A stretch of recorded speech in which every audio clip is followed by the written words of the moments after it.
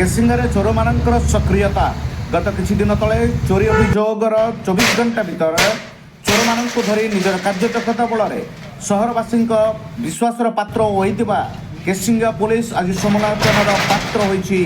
गत रविवार केसिंगा सहर एक विशिष्ट व्यवसायी घरू 15 भरी सुना और 10 लाख टंका चोरी होइतिबा घटनार मात्र 2 दिन होइतिबा बेले आज सहर दुईटी दुकान शटर भांगी चोरी करने घटना को नहीं सहरवासी चिंतित हो पड़ती।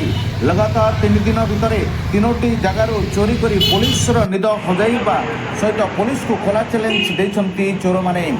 सूचना अनुसार केसिंगा सहर एनएसी निकटस्थ सुभाष क्लब स्टोर और पुराना सिनेमा हॉल निकटस्थ जगदम्बा चप्पल दुकान गत राति शटर भांगी चोरी कर केसिंगा आदर्श थानार होमगार्ड और पेट्रोलिंग गाड़ी राति तमाम सही चोरी घटना गुड़िक परदा उठाइबार सफल होब ता देखा बाकी रहा।